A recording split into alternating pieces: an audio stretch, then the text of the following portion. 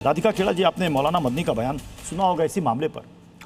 मौलाना मदनी का कहना है कि ये मामला सिर्फ मस्जिद का नहीं है बल्कि देश के संविधान से जुड़ा हुआ ये मामला है और हम सर्वोच्च अदालत तक जाएंगे। बिल्कुल उनका हक बनता है। अगर वो हाई कोर्ट के फैसले से खुश नहीं है तो सुप्रीम कोर्ट के दरवाजे उनके लिए खुले हैं और ये संविधान हमें हक देता है। किसी को भी ऐसा नहीं लगना चाहिए कि उनका हक मारा गया है संविधान के तहत या कानून के तहत।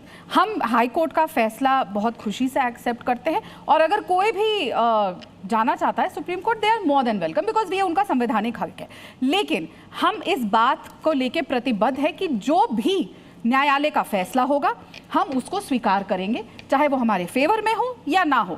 हमने इंतजार किया, 500 साल से लंबा इंतजार रहा है राम मंदिर के लिए, तो ऐसे ही, और ये तो सच्चाई है ना प्रत्युष जी, जब जब बाहर से लोग आए वो उन मंदिरों के बाहर, मतलब इतना पुराना तो इस्लाम भी नहीं है जितने पुराने ये मंदिर है, और वहीं जहां हमारे मेन मंदिर थे वहीं पे उन्होंने कैप्चर करके या मस्जिद बनाया, नमाज करनी शुरू करी। तो अब क्या हक नहीं है हम हिंदुओं का कि ओरिजिनली जहां पे मंदिर था वहां पे वापस मंदिर हो?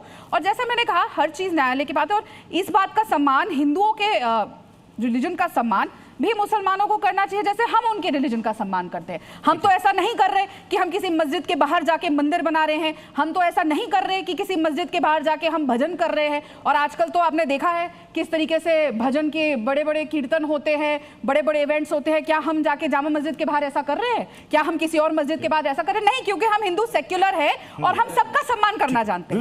विवेक जी ठीक है, इस देश के अंदर सभी नागरिकों को अधिकार है कि वो ऊपरी अदालत तक जाए, लेकिन कहीं ना कहीं हमने देखा है कि पिछले कुछ सालों में जितने ऐसे फैसले आए हैं उसमें मतलब न्यायालय को भी सवालों के कटघरे में खड़ा कर दिया जाता। अगर ये कहना कि साहब अदालत ने, हाई कोर्ट ने कुछ चीजों को नजरअंदाज करके फैसला दिया है, नहीं, ये क्वेश्चन करना राइट है और इसमें कोई कंटेम्प्ट ऑफ कोर्ट नहीं है, और उसके बाद हायर कोर्ट है, सुप्रीम कोर्ट है। लेकिन मैं ये जानना चाहूंगा, मेरे मित्र विनोद बंसल भी यहाँ पर हैं, गोयल साहब भी यहाँ पर बैठे हुए हैं, आप लोग मुझे बताइए कि ढांचा बड़ा या राम, मंदिर बड़ा या भगवान? भगवान हर जगह है, राम हर जगह है, और मात्र उनको पुराने ढांचों में ढूंढने के लिए सवाल शुरू हुई है कि 500-500 साल पहले ये था तो 600 साल पहले वो था।